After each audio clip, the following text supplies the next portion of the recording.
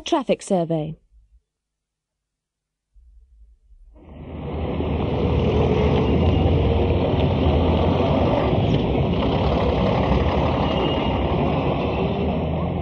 The city of Oxford has got a traffic problem.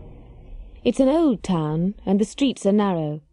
There are too many cars and not enough parking spaces in the city centre. The planning department wanted to change the traffic system, and so they conducted a traffic survey. They asked a lot of people these 5 questions. 1. How old are you?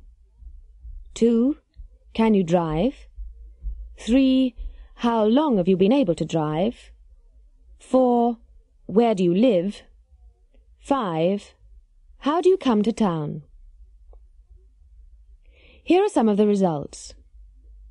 Mr. Brown's 58.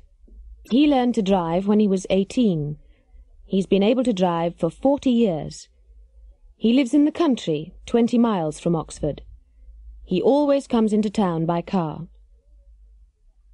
Mary McIntosh is 20. She's had a lot of driving lessons.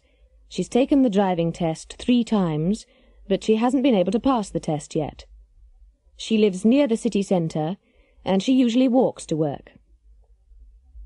Bob Brewer's 25.